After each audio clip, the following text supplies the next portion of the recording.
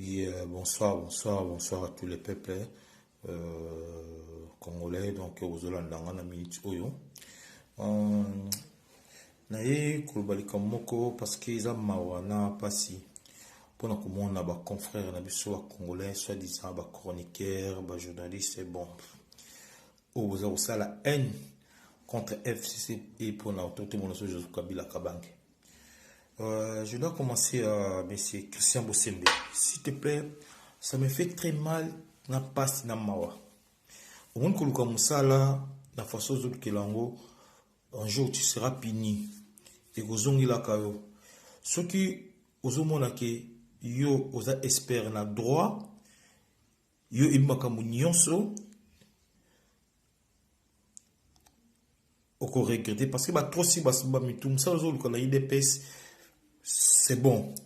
Ils ont dit le rôle que la moussala, mais faites attention à la parole à haine aux alengo pour la FCC là autour de monsieur Joseph Kabila Kabange.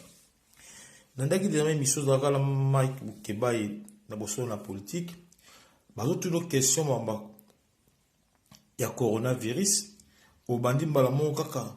Na kosenga na bilo nyoso kongresa la té dimanche dans la paille de peuple to kangantila to buka to sala boye.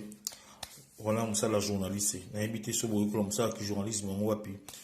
To senga penza na ba moni ba honorable collègue Chomba, ba honorable Wivin, ba Chantal Kanimbo, ba pesa bino cours ya qui journalisme. Ce n'est pas ndinga ba sala musala, il va passer na ma. Au moins il a pas perdre tout ça là-bas, professeur notamment, yéli oyo kotia munga tanso ganga ko dans la mission no boy professeur mbata lobi boy constitution ça boy ni ça boy mais faites attention ba trop si basimba mitu landa ki yo dernièrement nalandi yo lobby ozolo bakeno autorité morale en chose que Kabila Kabange président honoraire yé mutu asengi audience pa ya président Félix. Bon, on a eu un yebi, un zali, journaliste et à présidence, donc il y a un rôle et puis, dans le banao, on peut passer sur le non, ils ont ma solo qui non solo il y a coronavirus. Mais il va gagner pas pour solo là, parce que dans le solo non, président Kabila a même président Kabila a memelaki président Félix Tshisekedi ba kombo pour ba cha APC ya chal batu ba komba directeur à cabinet ya président Félix Tshisekedi. Au moins on montre que non bozo pesa tout raison babalo que non c'est président Kabila qui dirige le Congo. Pourquoi un journaliste au ça analyse ya bongo que non président Kabila a qu'elle proposer président Félix Tshisekedi ba kombo pour ba remplacer directeur du cabinet Vital Kamerhe. Président Félix a rejeté en haut. Oyo, presse présidentielle a lobby que non, concernant les Bakutanaki, donc ils ont monté Oyo de lobby que non, au seul point là que le bac non, président Kabila Mimaki, comme pour la que nous coupé ça va directeur du cabinet, Félix a boui parce que Félix a travaillé la bataille parce que il ça peuple combo Oyo, yé a mêlé président Félix Tshisekedi. Mais si tu as les preuves là qui s'habille. Mais quand tu parles comme ça, aux autres pour lobby là, mais oyo presse présidentielle à lobby au boko lobayango, au boko yo kangobi que non président Kabila c'est que d'espoir après ça va comme va changer directeur du cabinet, ba comme moi sur bâtiment là ba lobby on va peuple ba osilika. Mais prouvez sûr que non va comme on a dit boy yo vous avez dit na tant ba kuta na scellé, j'ai des preuves. Non mon frère, trop c'est trop.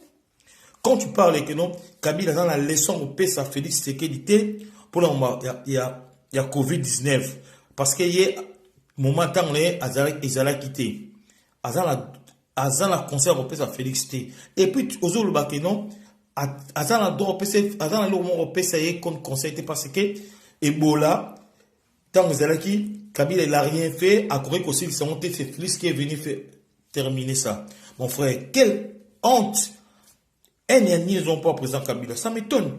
Le vert en voulant tout ça, dit, dans titre non comique, non? Bientôt Kabila, Matata, Mozito, à la justice. C'est pas normal. Bozo ça la que journalisme quand la combo ya Joseph Kabila Kabange. So ko say titre no te Kabila te au mona mabete. Na yo na journaliste au moins au bimisika au sala ba réseaux sociaux sur Mitterrand naya.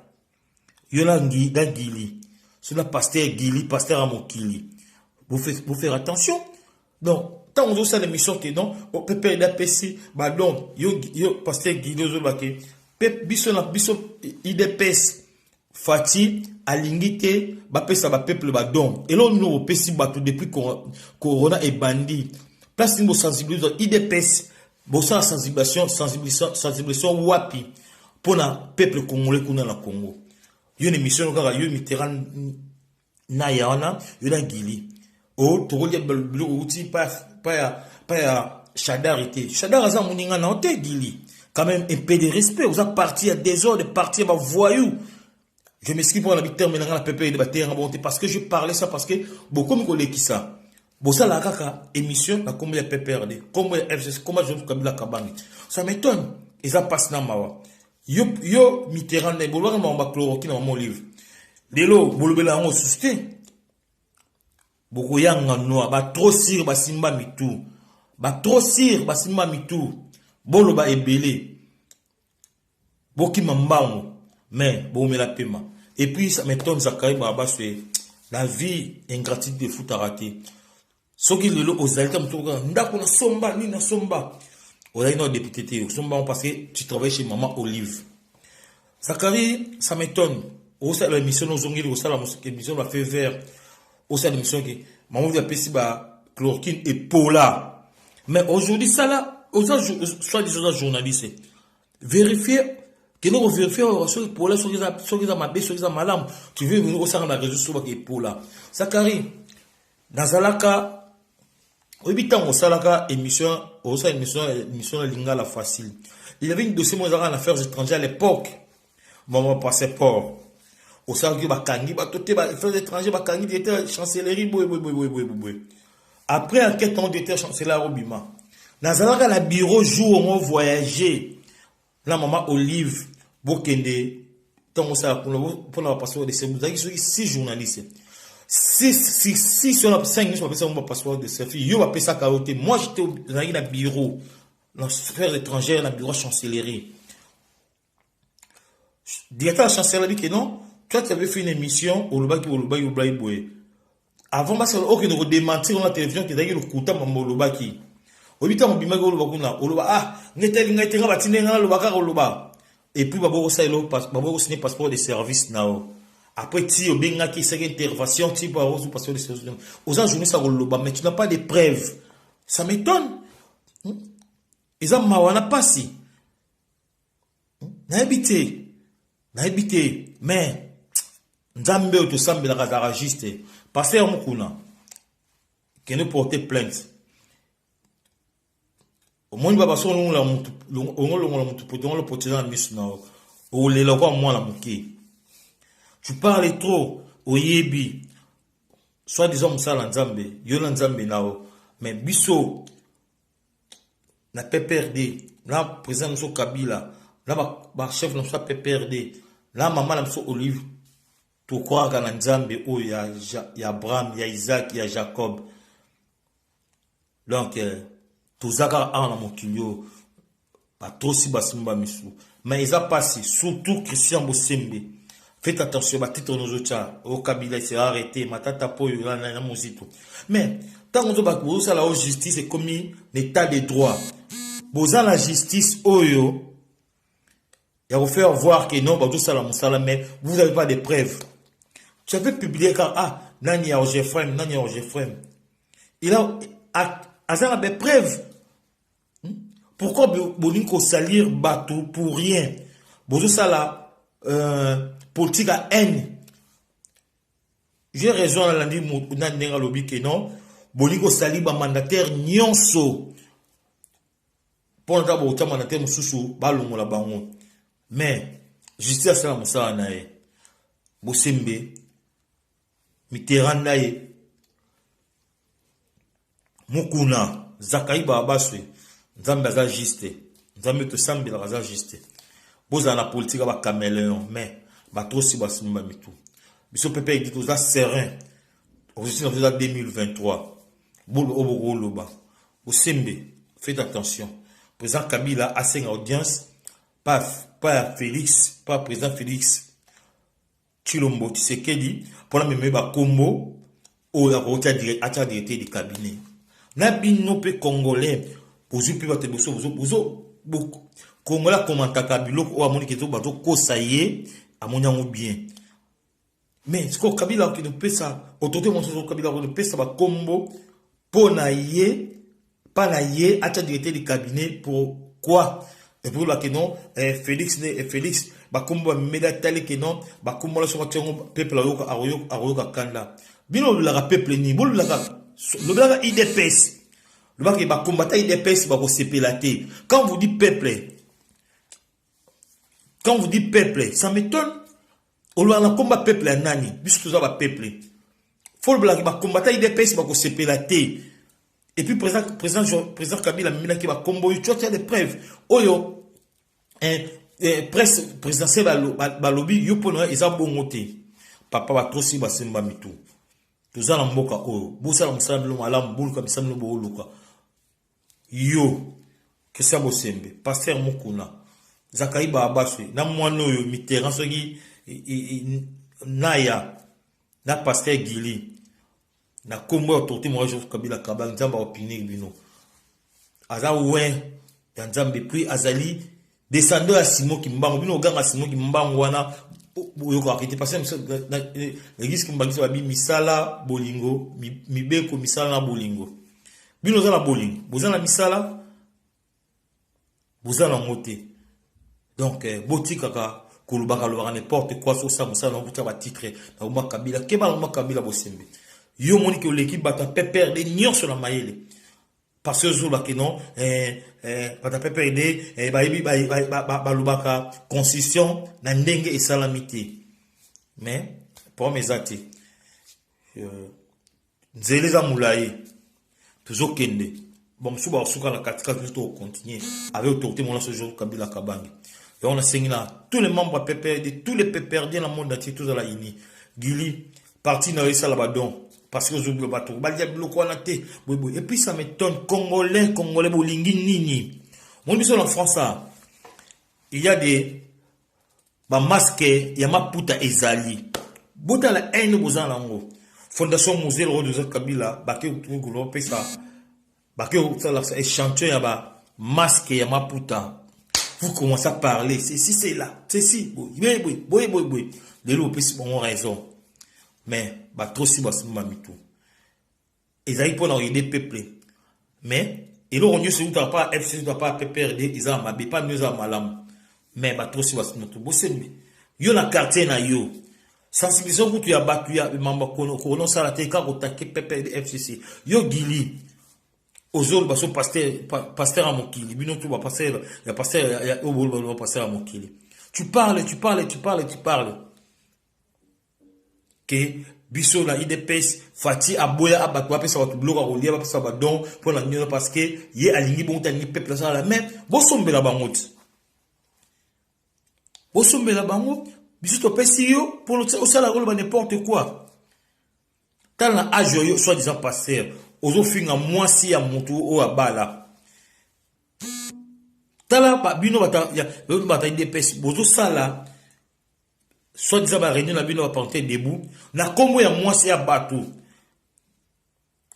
ya kombo ya mida kombo ya bana mida kombo ya nini ça c'est quelle partie éducation ni aux alango non il fallait pas aux pouvoir il faut vous avoir l'opposition ça sera mieux parce que c'est pas normal mais le gars dans lobby bosimbe que ça bosimbe faites attention l'autorité mon ce jour Kabila Kabange faites autorisation là-bas toi PPRD na FCC on a des grands professeurs là parce que on a mon nom le baka ils ont mawana passe mais continuez le babongo ils ont l'ensemble non tangaka kuma Kabila ba titre non au lobit Kabila Matata Muzito babing so la justice tala penza justice o kumisa que justice so ki basali de moto pesi mutu convocation faut et dans les réseaux sociaux tous les documents aussi ça fait mal dans les réseaux sociaux donc mutu normal à monde à rose à la boy dossier comme pas l'été mais à mon les réseaux sociaux mandat d'arrêt mandat au CNA qui PDG Geoffrey à mon nom la réseau sociaux et mon la répété à mon nom la réseau sociaux quelle justice et bozo publier makambo oyo sur les réseaux sociaux ils ont mawa justice à wapi attends attendons Kabila zaita robin ça ba bing sur fa réseau sociaux publier tout après ba ke wala état de droit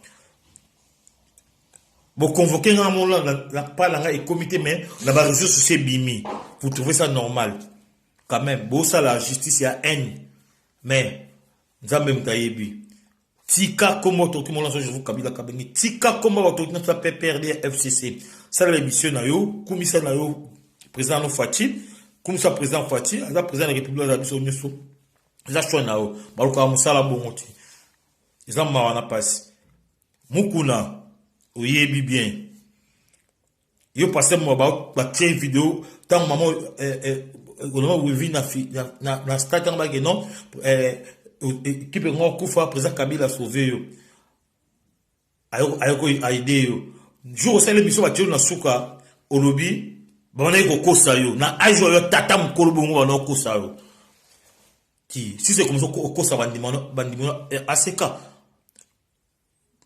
kosa bandimano aseka oyo ba na ko kosa yo eza mawa na bino pe bozo landa kendo ko funda président Kabila sala ba mandat to kotala yo e kozongela moko. Quand tu parles, compagnie qui n'a pas de preuves, papa, yoka soni. Et au kim bandimba au kim mon église parce que au commentaire sous parole de banza bete kumanga Kabila aza ouin de Dieu. Yozali ouin à Satan. Mais continuez. Lo yangelo no Bosembeke, faites attention. Mitterrand Naya, faites attention. Zachary, ingratitude et foot à rater. Maman Olive, il a fait beaucoup pour toi.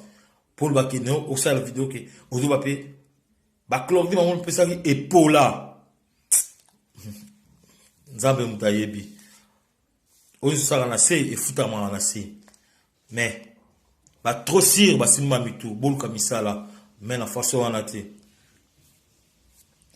PPRD viva tokolonga autorité mon sozo Kabila Kabange yobaka ubuntu toujours toza pour toza merci à tous les camarades de la PPRD nous ça sur terrain il y a qu'on mobiliser peuple pour la coronavirus ezali maladie ezali bon tout ça ensemble la nuit sur misika mais drapeau na monter dans ezali drapeau na soit PPRD toza la bon moko to lingana toza la mutu ya batuté toza la batu ya parti autorité morale sur la Zéka Moro Joseph Kabila Kabangi. Secrétaire permanent Chadari Azali.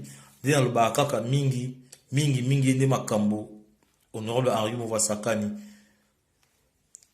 Maman la collègue Chombo. Maman la collègue honorable collègue Chomba pour la sensibilisation nous sommes tous là pour la partie. Tous les camarades à partie.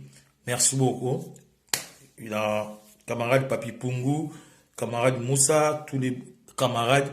Dans salle tous à la ini, tous à la bolingo et les nyonso. Tous à l'ensemble biso, toujours mon 2023, toujours mon la bon temps va pour le raba bagattre chez mais moi qui biso tout ça là. Ko ba musala izala ke lengi biso na pepe to musala. To bi ko finga te to bi lo bani ko lo n'importe quoi te. Mais on est ensemble. Vous allez malamu, vous mi battez la penza malade izali. Et puis dans Baksa, la moun a débat les cas. Ceux qui Congolo, ça l'émission, ma mission TV, à Komaga, Yika Kabila. Aux la parti politique, il a même 100 personnes. N'a pas dans l'équipe la base, n'a pas la musique, mais l'excès dans l'équipe la base.